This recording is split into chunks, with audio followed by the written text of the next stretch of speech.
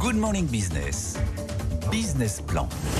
Il est 7h43. On ne pensait pas, il y a quoi, 3-4 jours, poser cette question, y aura-t-il encore du gaz à Noël cet hiver? Mais la question se pose. On est avec Alexandre Dloer, analyste du secteur énergétique chez Kepler. Bonjour. Bonjour.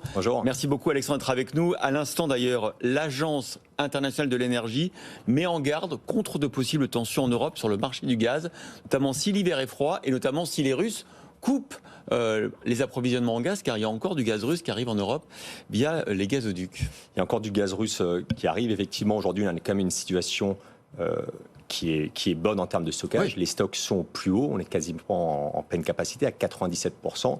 Mais on se rend bien compte que le marché peut être très tendu en hiver si on a un hiver froid. Et si effectivement on a une problématique sur l'offre, qu'elle soit russe ou qu'elle vienne d'Australie ou d'Israël et l'Égypte, Oui. on peut avoir des perturbations, parce qu'on a quand même perdu beaucoup de gaz, même si on n'a pas tout perdu en Russie, on a perdu quand même plus de 80-90% du gaz russe. On n'a pas réussi à tout remplacer, on a réussi à remplacer 90% du gaz russe au travers des importations de LNG, mais les 10% manquants, c'est ceux-là qui peuvent faire mal sur le marché gazier, en l'occurrence si on a un hiver un peu plus froid que ce qu'on a eu l'an passé. Alors justement, GRT Gaz nous a dit hier, on sera avec le patron tout à l'heure à 8h15, que peu importe les scénarios, ils ont fait 3 scénarios avec un hiver plus froid que celui de l'année dernière et que ça passe. Vous êtes moins optimiste ?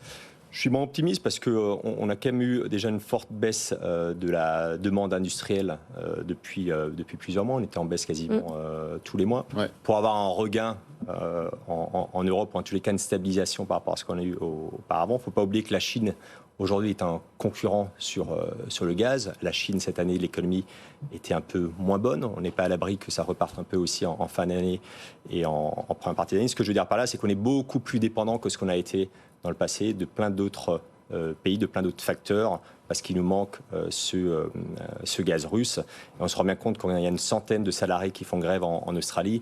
On a une hausse à 2 chiffres. Chez Chevron, oui, ça a un impact. C'est ça, directement. Et je pense que ça peut continuer d'avoir un impact lourd sur le On en parlera avec Thierry Trouvé, le directeur général de GRT Gaz tout à l'heure. L'autre sujet, évidemment, c'est le pétrole. On voit que depuis 48 heures, les prix recommencent à monter. On avait l'impression que les Américains, avec les Saoudiens, étaient parvenus à un accord sur la stabilité des prix du pétrole, notamment pour relancer l'économie américaine. Là, tout change. Est-ce que ce qui se passe entre Israël et le Hamas peut remettre en cause... D'abord, ça remet en cause forcément l'accord. Et est-ce que ça peut remettre en cause l'évolution des cours du pétrole ? Alors c'est un très bon point parce qu'effectivement, on a une forte baisse des prix du pétrole la semaine passée. $10 de baisse en une semaine, c'est la plus forte baisse depuis le mois de mars. Donc une partie de cette baisse était liée effectivement à cet accord où l'Arabie Saoudite aurait pu monter sa production en première partie d'année. Donc c'est vrai que cet accord maintenant est totalement caduc. Donc les prix doivent à minima remonter à un niveau par rapport à la semaine passée. Si on intègre la situation actuelle au marché pétrolier, la prime de risque géopolitique, d'après moi, est quasi nulle. On a pris $3 sur les prix du pétrole hier. Ça ne veut pas dire que ça ne va pas monter plus ces prochains jours, mais en tout cas, le marché, pour l'instant, intègre absolument pas un conflit. Mais comment ça se fait que le marché price pas ce risque ? Parce que pour l'instant, il ne concerne pas de pays producteurs. C'est pas comme ce qu'on a connu en Russie, où on avait pris 30 à $40 en une Donc semaine. on attend l'impact sur l'Iran, sur l'Arabie Saoudite. On attend de voir la réponse vraiment d'Israël. On attend de voir la réponse des États-Unis vis-à-vis effectivement de l'Iran. On sait qu'il y a des sanctions qui sont en place. Surtout qu'il y avait un peu de pétrole iranien qui commençait à circuler. De plus en plus, parce qu'il y avait une souplesse sur ces sanctions de la part des États-Unis au vu des élections américaines, parce que le sujet du prix à la pompe aux États-Unis est encore bien plus fort qu'en Europe. Donc je pense qu'il va falloir intégrer une prime de risque un peu plus élevée. D'un point de vue marché, je me demande qui veut avoir des positions vendeuses sur le marché dans ce contexte actuel. Si on pense que l'économie va s'effondrer, ce qui peut être le scénario de quelques personnes, il vaut mieux aller sur une autre matière première aujourd'hui que sur le pétrole. Et je pense que c'est ce genre de mécanique qui pourrait pousser en fait les marchés. À la fois, il peut y avoir une tension en termes d'offres. En même temps, si l'économie mondiale du coup trébuche à cause de cette nouvelle situation géostratégique, il y aura moins de demandes. Donc c'est pour ça qu'en fait on ne sait pas trop où on va, c'est ça ? Ça, plus la hausse des taux aux États-Unis qui a vraiment beaucoup joué cette année, qui a expliqué la baisse de la production de l'Arabie Saoudite et de l'OPEP depuis le début de l'année. Donc oui, les 3-6 prochains mois, c'est principalement les taux américains 10 ans, 30 ans qu'il faudra regarder et le conflit qui est actuellement en Israël. Et les élections américaines, puisque les Américains veulent un pétrole bas, ils veulent aussi un gaz à des prix bas et qui nous envoie énormément de GNL, ce qui fait grincer des dents du côté des Républicains. On a là à nouveau un risque politique.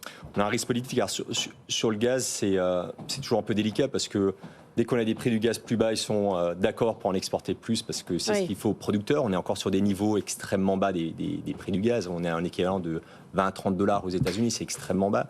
Mais dès que les prix du gaz remonteront, s'ils ont un hiver un peu plus froid, là, ça redeviendra un sujet.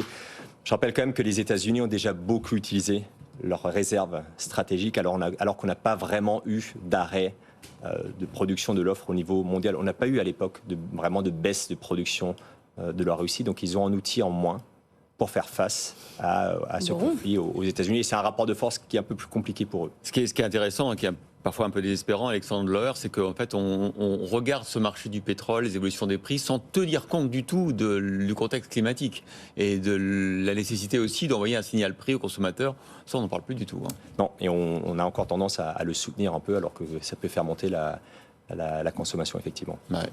Merci beaucoup, Alexandre Loer, analyste chez Kepler, d'avoir été ce matin sur ce plateau pour nous éclairer. On en a bien besoin. Tout de suite.